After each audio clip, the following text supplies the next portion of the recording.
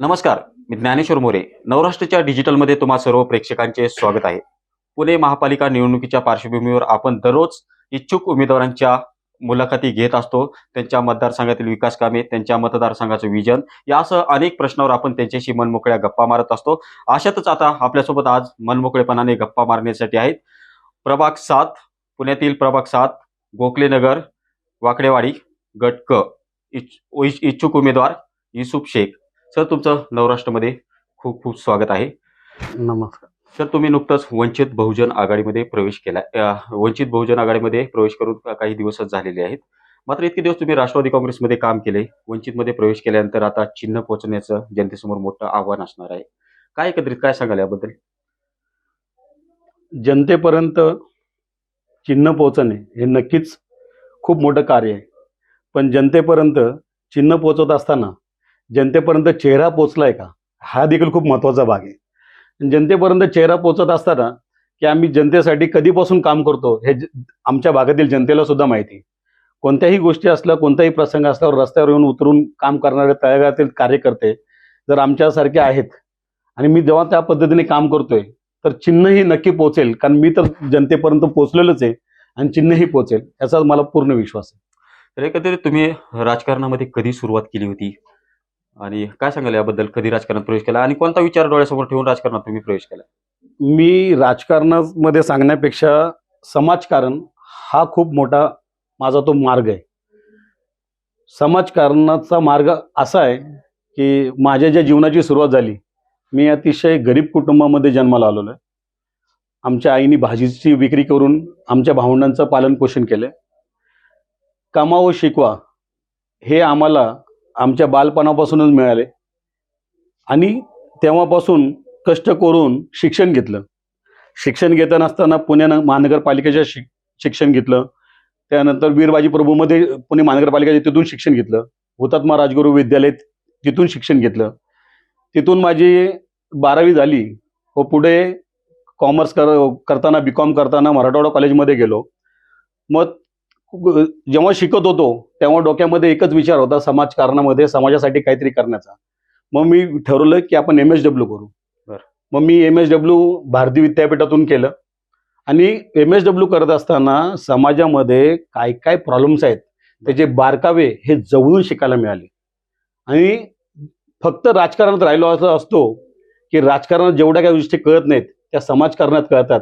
कारण तळागाळातला असल्यामुळं, स्वतः कष्टकरी जनतेतला सामान्य कार्यकर्ता असल्यामुळं मला त्या गोष्टीची जाण आहे. जो त्रास मला झालाय तो येणाऱ्या पिढीला होऊ नये म्हणून मी त्या समाजकारणाच्या माध्यमातून राजकारणाकडे वळवलं. बरं, तुम्ही अशी कोणती कामं केलीत ज्यामुळे तुम्हाला जनता निवडून देईल? आणि तुम्ही सांगितलं की राष्ट्रवादी अनेक वर्ष काम केलेलं. राष्ट्रवादीत काय पक्षात असताना कोणते कामं केलेली आहेत, विकास कामे? राष्ट्रवादी काँग्रेसमध्ये असताना की सर्वप्रथम आमच्या वडिलांना डोळ्यांचा त्रास होता, दृष्टी नव्हती. तर एक हेतू होता आमचा की लोकांसाठी दृष्टीसाठी काम करायचं. आम्ही नेत्र शिबिर घेतलं, त्याच्यानंतर रक्तदान शिबिरे घेतली, विविध प्रकारची आंदोलनं केली. नवाज शरीफ जेव्हा पंतप्रधान होते किंवा मुशरफ होते, जेव्हा जेव्हा भारताच्या विरोधात त्यांनी आग ओकली तेव्हा इथंच आपल्या बालगंधर्व चौकामध्ये आम्ही विविध प्रकारची आंदोलनं केली. आणि नवाज शरीफच्या पुतळ्याला की आम्ही जोडे मारो आंदोलन केलं. त्यावेळेस बऱ्याचशा गोष्टी तेव्हा न्यूजपेपरला पण बऱ्याचशा आलं होतं. त्यावेळेस बऱ्याचशा गोष्टी घडल्या होत्या. पण आम्ही जेव्हा काम करत असताना, आंदोलन करत असताना याचा विचार करत नाही की आमच्यावर काही त्रास होणार आहे का काय होणार आहे. पण एक केलं, पक्षाच्या माध्यमातून सर्वसामान्य जनतेसाठी खूप काही काम केलं. कचऱ्याचे प्रश्न असेल, पाण्याचा प्रश्न असेल, शिक्षणाचा विषय असेल, ह्या सगळ्या विषयावर आम्ही पक्षामध्ये असताना काम केलं. चित्रकला स्पर्धा घेतल्यात. आणि तुमचं विजन काय असणार आहे निवडणुकीत?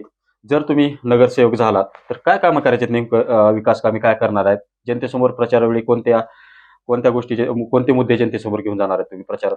सर्वप्रथम शिक्षण. शिक्षणातून समाज घडतो आणि समाजातून देश. शिक्षणाचा मुद्दा मी याच्यासाठी घेतो, मी स्वतः एका पुणे महानगरपालिकेच्या शाळेतून शिकून आलेला विद्यार्थी आहे. आज शाळांची अवस्था म्हणजे अशी दुरावस्था झालेली आहे की तिथं प्यायला पाणी नाहीये, शौचालय नाहीये, शिक्षणाचा दर्जा खालवलेला आहे आणि मुलांना व्यवस्थित शिक्षण मिळत नाहीये. तर अशा ठिकाणी मी सर्वप्रथम एक काम करणार आहे की शिक्षणाचा दर्जा केवढा चांगला होईल. मराठी माध्यममध्ये शिकत असताना मुलांना इंग्लिश माध्यमामधून कसं शिकता येईल पुणे महानगरपालिकेमध्ये ते देखील त्यांना जे आता मोफत शिक्षण मिळतंय ते इंग्लिश माध्यमाचं मोफत शिक्षण हे कसं मिळेल या संदर्भात माझा पूर्णपणे अभ्यास झालेला आहे आणि मी महापालिकेत निवडून गेल्यानंतर मी नक्कीच त्यासाठी काम करणार आहे. जेवढ्या पुणे महानगरपालिकेच्या शाळा आहेत तिथं शिक्षण घेणाऱ्या सगळ्या विद्यार्थ्यांना मोफतमध्ये इंग्लिश मिडियमचं शिक्षण मिळेल व मराठीचा पण दर्जा टिकून राहील यासाठी मी काम करणार आहे. सर्वात महत्त्वाचं म्हणजे वाढती गुन्हेगारी आणि वाढते गुन्हेगारीमध्ये तुम्ही जर एक बघितलं असेल तर बाल गुन्हेगार खूप जास्त वाढलेले आहेत. हो. आणि बाल गुन्हेगार वाढण्यामागचं कारण असं आहे की आई वडिलांचे संस्कार चांगले आहेत पण जो परिसर आहे ज्या पोरांमध्ये ते राहतात का तर ते स्कूल ड्रॉपआउट आहेत. अशा टवाळा पोरांबरोबर ते जे फिरले तर त्यांचा जो मार्ग आहे आणि वाईट प्रवृत्तीकडं लहान मुलं लवकर आकर्षित होतात. तुम्हाला आपण पॉझिटिव्ह गोष्टी त्यांना सांगितल्या त्या लवकर लक्षात बसत नाहीत पण वाईट प्रवृत्तीकडे ते नक्की जातात. अशा वेळेस आपल्याला बाल गुन्हेगारी थांबवण्यासाठी सगळ्यात जास्त प्रयत्न करावे लागतील. कुठेही मी बघितलं नाही संपूर्ण पुणे शहरामध्ये की समुपदेशन कक्ष खूप मोठ्या प्रमाणात उघडले गेलेले आहेत आणि काही झालं तर आपण पोलीस यंत्रणेवर बोट उचलतो. पोलीस यंत्रणेवर बोट उचलण्यापेक्षा जर प्रत्येक नागरिकाने स्वतः ह्या गोष्टीचा विचार केला तर आपण नक्कीच बाल गुन्हेगारी थांबवू शकतो आणि बाल गुन्हेगारी थांबली तर मोठा गुन्हेगार होण्यापासून आपण त्या गोष्टीला रोखू शकतो. महिलांच्या सुरक्षेचे प्रश्न आहेत. तुम्ही बघितलं लहान मुलं आहेत त्यांच्या सुरक्षेचा प्रश्न आहेत. आज महिला सुरक्षित नाही आहेत. आपल्या राज्यामध्ये महिला अजिबात सुरक्षित नाहीत आणि पुणे महानगरपालिकेमध्ये तर तुम्ही बघितले तिथं महानगरपालिकेची हद्द खूप मोठी झालेली आहे. हो. आणि पुणे महानगरपालिका म्हणजे पुणे शहर हे सांस्कृतिक शहर आहे तसंच विद्येचं माहेरघर आहे आणि ह्या विद्येच्या माहेरघरामध्ये सध्या वेगळाच आजार बोलकवला आहे. बरोबर. आणि त्याच्यातून बाहेर पडणं हे खूप गरजेचं आहे. तर महिला सुरक्षेसाठी आपण आता कॅमेरे वगैरे तर बसवलेत पण त्याबरोबर रात्रीची गस्त घालण्यासाठी आपल्याला लेडीज मार्शल सुद्धा हव्यात की ज्या प्रत्येक चौकात असतील आणि त्या पद्धतीने काम करतील. तर लेडीज मार्शल देखील आपल्याला हव्यात. त्याच्यानंतर नगरसेवक म्हणून पुणे महानगरपालिकेमध्ये गेल्यानंतर गटाराचे प्रश्न, पाण्याचे प्रश्न, रस्त्याचे प्रश्न, कचऱ्याचा प्रश्न ह्या सगळे सोडवणं गरजेचंच आहेत. पण हे सोडवत असताना नगरसेवक हा राजा नाही तर सेवक म्हणूनच वागला पाहिजे. कारण आजकाल असं झालंय नगरसेवक झाला की त्याला प्रत्येक जण कुठेतरी लग्न समारंभात बोलवतो, कुठेतरी इथं बोलतो, ते राजासारखे वागतात. तर सेवक हा सेवक असला पाहिजे, तो जनतेचा सेवक असला पाहिजे. तो एक जनतेचा नोकर आहे. सेवक म्हणजे नोकर आहे पण तो स्वतःला मालक समजू नये, त्यांनी त्या प्रभागाचा सातबारा घेतला असं समजू नये. तर त्यामुळं सगळ्यात पहिल्यांदा मला एक काम करायचंय. पुणे महानगरपालिकेमध्ये झाल्यानंतर विभागवार जनतेमधले प्रतिनिधी निर्माण करायचेत की जे ह्या सगळ्या गोष्टीवर प्रशासनाची चर्चा करतील आणि त्यांना ताकद देण्याचं काम हे मला करायचंय. कारण जर मला त्यांनी निवडून दिलेलं आहे तर त्यांचे प्रश्न जे आहेत मार्गी लावण्यासाठी मी त्यांच्या पाठीशी उभं राहिलो तर ते स्वतः सक्षम होतील. त्यासाठी नगरसेवकांची गरज नाहीये. प्रत्येक घरात एक नगरसेवक जन्माला येईल. ह्या पद्धतीने मला काम करायचंय. माझी जनता, माझा प्रभाग मला सक्षम करायचा आहे. विकासाची ब्लूप्रिंट ही माझी जनता ठरवेल. कारण मी सुद्धा सामान्य कुटुंबात राहतोय आणि एक लक्षात ठेवा, जेव्हा विकास करायचा असेल तर फक्त सांगून होत नाही, त्यासाठी तळागाळामध्ये जावं लागतो. मी एक सामान्य वस्तीमध्ये राहतो, जनवाडी पूरग्रस्त वसाहत. जी वसाहत अजूनपर्यंत आमच्या नावावर नाहीये पूर्णपणे. आमच्या पूरग्रस्त वसाहतीचे प्रश्न आहेत तर त्या प्रश्नावर आम्हाला काम करायचंय. SRAचा प्रश्न आहेत. माझ्या प्रभागामध्ये खूप सारे स्लम्स आहेत, झोपडपट्टी आहेत आणि SRA हा पैसे कमवण्याचा धंदा झालाय. काही लोकांचा पैसे कमवण्याचा धंदा झालाय. अनेक नागरिकांनी विरोध केला SRA ला. खूप लोकांनी विरोध केला. याच्यासाठी कमवणारा कमवून जातोय, नागरिकांना त्यांचं राहतं घर व्यवस्थित मिळत नाहीये. तुम्ही बघितलं असेल की एक चटई क्षेत्र ठरवून दिलेलं असतं, तेवढ्या चटई क्षेत्रामध्ये त्यांना आम्ही देतो म्हणलो. सुविधाची वानवा असते. प्रत्येक कुटुंबामध्ये तुम्ही बघितलं कुटुंब हे वाढलेले आहेत. बरोबर. 2 भाऊ वेगळे राहत आहेत, कुणाची बहीण सुद्धा तिथे राहतीये. एवढ्या सगळ्या लोकांसाठी तुम्ही 350, 400, 500 स्क्वेअर फीटचं घर दिल्यानंतर एवढं मोठं कुटुंब कसं राहणार आहे? तर ह्या सगळ्या गोष्टींचा जो प्रश्न आहे, आगामी काळात या संदर्भातची तुमची भूमिका काय असेल SRA विरोध करण्याची? SRAला माझा पूर्णपणे विरोध राहील. याच्यासाठी राहील, जर नागरिकांना त्यांच्या हक्काची जागा मिळत नाही, योग्य दर्जाचं घर मिळत नाही, त्यांना त्यांच्या सुखसुविधा मिळत नाहीत, तर माझा नक्कीच विरोध राहील. आणि ह्या सगळ्या त्या गोष्टी त्यांनी दिल्यात आणि माझ्या नागरिकांची इच्छा असेल की करायचंय तरच ते होईल. त्यांच्या इच्छेच्या विरोधात काही होणार नाही. सर, एकंदरीत शिवाजीनगरमध्ये ट्रॅफिकचा प्रश्न गंभीर आहे. मेट्रो झाली, सर्व गोष्टी झाल्या, परंतु ट्रॅफिक अजून कमी होताना दिसत नाही. या संदर्भात पोलिसांनी वेळोवेळी नियोजन लावलं. या संदर्भात तुम्ही कसे प्रयत्न करणार आहे, त्या संदर्भात काय सांगाल? मी असं बोलेल की वाहतूक जी वाढली आहे, कारण आपल्याकडे IT कंपन्या आल्यात. बरं. आपल्या इंडस्ट्रियल बेल्ट हा पूर्ण पुण्याच्या आजूबाजूने इंडस्ट्रियल बेल्ट आहे. हो. आणि तुम्ही एक बघितलं की पुणे शहरामध्ये बाहेरून आलेले लोकांचं वास्तव्य खूप जास्त वाढलेत. त्यांच्या वाहनं वाढलीत. ठीक आहे की लोक येतील, शहराचा विकास जसा जसा होत जातील लोक येतील, पण ह्या ट्रॅफिकच्या ज्या समस्या आहे ना त्या वाढतच जाणार आहेत. ह्या ट्रॅफिकच्या समस्यावर जर तोडगा काढायचा असेल त्याच्यावर एकच आहे, सार्वजनिक वाहतूक व्यवस्था ही व्यवस्थित झाली पाहिजे. लोकांना 100 पावलं चालल्यानंतर त्यांना जर सार्वजनिक वाहतूक व्यवस्था उपलब्ध झाली तर ट्रॅफिकचा प्रश्न हा माझ्या हिशोबाने 80% कमी होईल. तसेच ज्या ज्या ठिकाणी फ्लायओव्हरची गरज आहे तिथं फ्लायओव्हर बांधले पाहिजे. जिथं ग्रेड सेपरेटरची गरज आहे तिथं ग्रेड सेपरेटर बनवणे. मी स्वतः नोकरी सुद्धा करतो.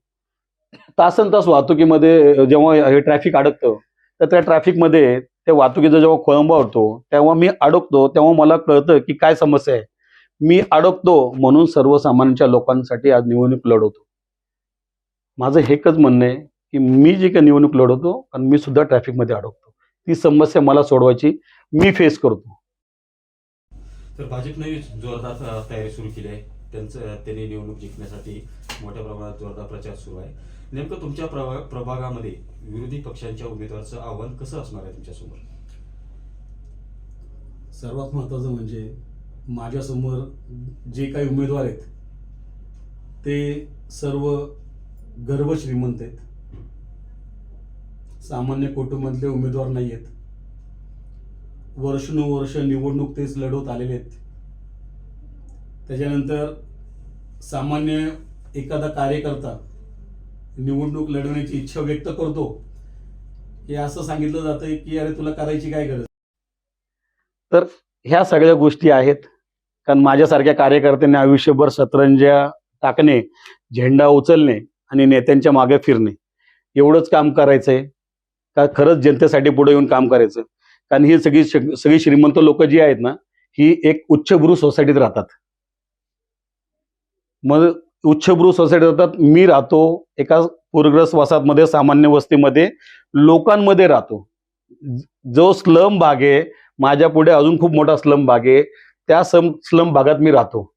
आणि अशा ठिकाणी राहून मी इच्छा व्यक्त केली की मी ज्या लोकांमध्ये राहतो त्या लोकांसाठीच एक लढा उभा करेन आणि त्यासाठी निवडणूक लढवतोय. आणि मला जे आव्हान आहे ते माझ्यासाठी नाही आहे, आता ते आव्हान त्यांच्यासाठी आहे. मग ते कोणताही पक्ष असतो की सगळे राष्ट्रीय पक्ष आहेत तर कोणते बाकीचे पक्ष आहेत असू दे, पण मी तुम्हाला एक सांगतो, वंचित बहुजन आघाडीची ताकद कमी नाही. तर आता 15 दिवसाचा कालावधी राहिला मतदानाला. कसा प्रचार सुरू राहणार आहे? प्रकाश आंबेडकर वगैरे कोण प्रचाराला येणार आहेत का, बडे नेते, काय सांगाल याबद्दल? आंबेडकर साहेब प्रचाराला नक्कीच येतील, पण पूर्ण महाराष्ट्रामध्ये त्यांना दौरा करायचा आहे, पूर्ण महाराष्ट्रामध्ये त्यांना बघायचं आहे. आणि आंबेडकर साहेबांनी फक्त एकच केलेलं आहे की वंचितांना, सामान्य नागरिकांना, गोरगरिबांना, सर्वांना त्यांनी न्याय दिलाय. त्यांचं एकच आहे, बहुजन सुखाय बहुजन हिताय. सगळ्या बहुजनांसाठी काम करतात. ठराविक धर्म, ठराविक जात, ठराविक पंथ याच्यासाठी त्यांनी कधीच लढा दिला नाही. त्यांचा लढा नेहमी जे प्रशासनाकडून त्रस्त आहेत, काही नागरिकांवर चुकीचे हल्ले होत आहेत, ज्यांना खूप काही त्रास होत आहेत, शोषित, वंचित, कष्टकरी, ह्या सगळ्यांसाठी लढा देण्याचं काम सन्माननीय श्री बाळासाहेब आंबेडकर साहेबांनी केलेलं आहे. आणि तसेच युवा नेतृत्व आमचे सुजातदादा आंबेडकर, तुम्ही सुद्धा पाहिलं असेल, ते रस्त्यावर उतरत आहेत आणि ते प्रत्येक ठिकाणी सर्व नागरिकांसाठी ते लढा देत आहेत. ज्यांच्यावर अन्याय झाले त्यांच्या पाठीशी आंबेडकर कुटुंबीय व ही संपूर्ण वंचित बहुजन आघाडी मागे उभी राहते व ताकद देते. आणि या ठिकाणी नक्कीच मला असं वाटतंय की साहेबांना वेळ मिळाला नाही तरी सुजातदादा नक्कीच आमच्या प्रचारासाठी येतील. आणि सुजातदादा आले तर तुम्हाला वातावरण लक्षात येईल की माझ्या प्रभागामधलं वातावरण काय झालेलं आहे. आणि आता सुद्धा मी एवढंच सांगू शकतो की आज मला जर नागरिकांना मी जी काय अपेक्षा केली आणि ज्या पद्धतीने माझं बोलणं आलंय की नक्कीच माझी मायबाप जनता मला पुणे महानगरपालिकामध्ये पाठवल्याशिवाय राहणार. खूप खूप धन्यवाद सर आमच्याशी मनमोकळेपणाने गप्पा मारल्याबद्दल. हे होते शेख युसुफ यांनी आतापर्यंतच्या विकास कामाची माहिती दिलेली आहे आणि पुढे काय काम करण्यात याबद्दल देखील त्यांनी सांगितलेलं आहे. आमचे असे नवीन व्हिडिओ पाहण्यासाठी नवराष्ट्र युट्यूब चॅनल सबस्क्राईब करा आणि फेसबुक पेज लाईक करायला विसरू नका.